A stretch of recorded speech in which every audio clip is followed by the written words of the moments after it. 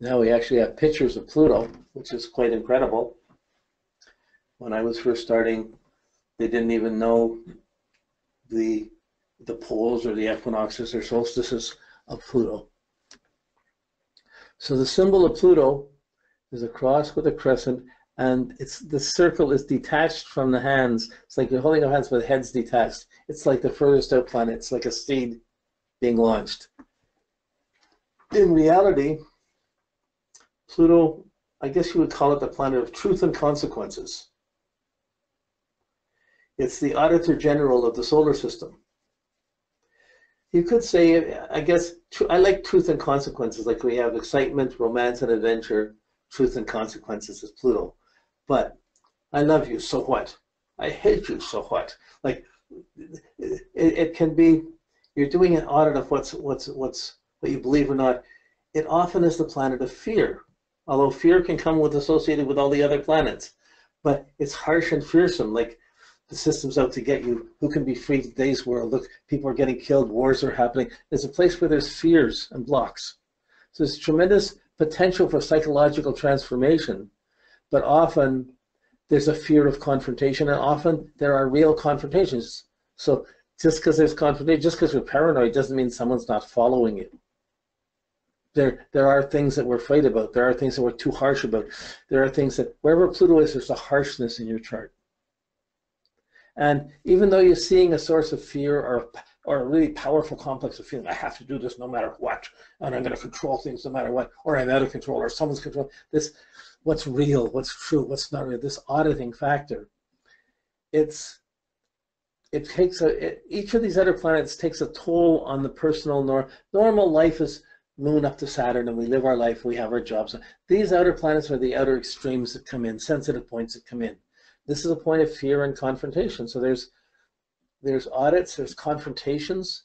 So wherever Pluto is in your chart, you're going to feel confrontations and a bit afraid of these confrontations. But you'll be afraid of surrendering. You'll be over-controlled and afraid of surrendering. So you can get control from it, but it also can paralyze one in fear and anxiety too. So Uranus is really anxiety, Neptune is confusion, Pluto would be more fear. But it's having to face the fact, you really love me or not? Like, I like you, I care for you, but I don't necessarily, like, is it true? What's true? If you're brutally honest, you're not going to have any friends. This is Pluto. Romance, Neptune is dressed in the coat of many colors, make it look nice. Yeah, it was so nice, you're beautiful, whatever. You fluff it up. With Pluto, it's like, this is bullshit, this is harsh, this isn't real. I've been through this. So it's the place where we have our fears. Like the news is always the fears. We can buy into it, make it real. We're worried about everything out in the world. And it's imposing on our personal life. For what reason? It's just making us more miserable or more fearful. So how to overcome fear, how to do the audit of what's true, face the problems, and then start over again to die and be reborn. That's kind of Pluto. So it's in a sign for 15 to 20 years, so a whole generation will have that. Now Pluto is in Capricorn. Saturn's going to be joining Pluto in Capricorn, and we're going to have the fear of authority, fear of governments, fear of the system being controlled, and you're going to have the system trying to control everything, because what if it goes out of control? So we still have harsh times even ahead of us, but in a personal world, Pluto is this. There's the fear, there's the confrontation, and there's what's really true. Is it fair? There's bullies, there's things, what's happening? How do we deal with it? Do we take it? If we see someone else get hurt, do we tell them? Do we report the gang? So it can come from just being afraid of parents, afraid of ourselves, but there's a psychological confrontation wherever Pluto is, and there's a harshness there. It's not peaceful. You can feel helpless or frightened. And just because you feel that doesn't mean the only way through it is to be honest. If you're in a bad relationship and it's violent, you have to get you and your kids out, or somebody's going to get hurt. If you don't, they get hurt, and then that fear is still there. So this confrontation, there's a power struggle where Pluto is for what's true. Is it my truth or your truth that's real? Which one's real? And the readiness to push it to the end no matter what.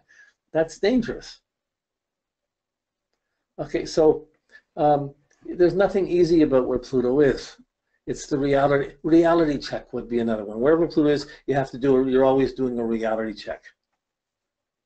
And harsh things happen and you have to confront them and face them.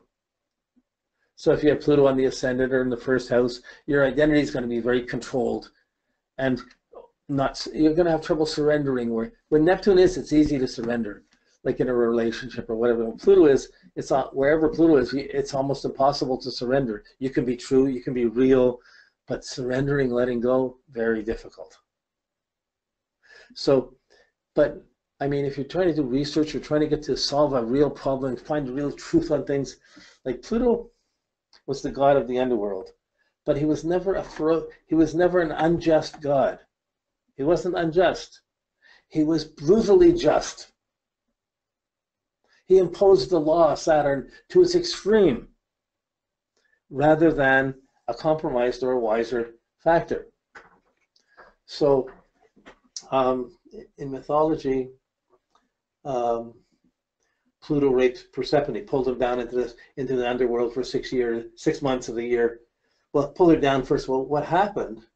Saturn promised one of his daughters to marry Pluto, and every year he delayed it. 30 years went on. He still didn't. So many years went on, and he still didn't give Pluto the daughter, or 10 years, or some long time. And finally, Pluto said, "Well, I'm going to have to just go take one of his daughters." So he went and took Persephone down with him. And Persephone went and lived down in the underworld with Pluto. So that was a severe point. It wasn't exactly rape because he was promised the daughter by Pluto to marry. But when he didn't get it, he went and took it anyways and went down. Now, Persephone went down with Pluto. And because she ate with him and she stayed there 6 months with him and ate with him and lived with him, finally Saturn was able to work with Pluto to get an agreement that she could come, that Pluto wouldn't keep her underground, he would let her come back up again. But because she ate with him and stayed with him, she was only allowed to come up for 6 months, and then she had to go back in the underworld for 6 months, which is like the seasons. So this is the mythology of it. But Pluto is harsh truth. So if you're not facing something, or you have a phobia, or you have a block on something, I have to do this. You know, like, so in one way you have to gain control, but it's often a little ferocious and we're afraid of it. In other ways, you have to be truthful, even if you don't want to be, because if you're not being truthful, the untruths will come up and take control of your life. You're having to face things here and take a stand. So Pluto is a harsh, deep, fearful point in your chart where you learn to become courageous and strong and truthful. So you have truth as the spiritual principle of Pluto, faith is the principle of Neptune, and excitement is the principle of Uranus. So these three other planets are like, if you're not living responsibly, Uranus will shake it up and shock it. Neptune will confuse it and dissolve it. Pluto will confront it and tear it apart. But if you are living responsibly and you have a good Saturn, you'll be living defensive properly enough to defend against the shocks of Uranus, the confusions of Saturn, of Neptune, and the confrontations of Pluto. Okay.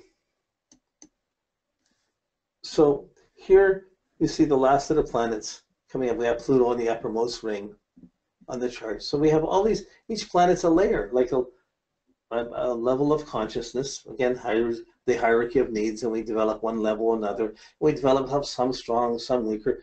When we're born, we have pure potential, but our chart sets, I mean, it's hardly a restriction because each thing in the chart can be dealt with thousands of ways, many experiences. But as they accumulate and build up, we only have 70, 90 years to be able to make the most of that chart before we have to let it go and go on to the next one or whatever. So there's always a challenge to use your planets and make the most of them, to tap into them. We'll be spending more time working with Pluto and Neptune and Uranus to develop them. Right now, don't expect to see them clearly, but you can sense this energy, and you'll sense it in the houses that it's in, and you'll sense it. The sign will color it, and the whole generation will pick up this attitude. So when you put the whole thing together, here you have the signs on the top of the planets and the signs in the color. You have the shades of gray for the houses down below, and you have the different layers for each of the planets coming up. So again, this is like us sitting down on our spine, sitting down in meditation. The top part is the crown chakra on the head. The bottom part is the base of the spine. And each different circle of the planets is a chakra or a layer coming up, a nervous center going up our spine. So when we look at a chart, it's like we're looking down the head at the whole thing as if it's in 2 dimensions. But really, when we're trying to understand it, we have to stretch it out so we see each layer as something separate. Okay, now this is just another drawing, how they used to draw it. This is a French one, but they put the heart, sun and the heart. Then you see then the Venus, then the Mercury, and then they'll have well, actually, if you go up, looking up from the bottom, they'll have the moon, then Mercury, then Venus, then the sun, then Mars, then Jupiter and Saturn. But when they spiral it out from the sun, and they can make the same, you can see the same pattern of the planets. And then we have just the heliocentric position. Okay, so I'm done with the planets for now. It's a good start. We're there. Check it in your chart. Check it in the others. We'll be going over the planets again the next 2 weeks because the next 2 weeks are on aspects and how the planets affect each other. So we'll be expanding on these right now. But essentially, you can ignore the aspects. You're always trying to tap into how to make the planets work for you, how to function with them, how to make it better, how to overcome the difficulties, how to make it work. And every day these things come up, and we have to deal with them.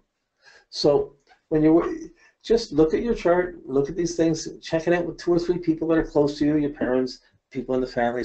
So you have a few other frames where you say, oh, it works like that for them. Is that so? Ask them. And you start to see it. And you're into the beginning of tuning in to astrology. Okay, so I'm going to leave it here. I'm going to end it here. And I'll see you all next week.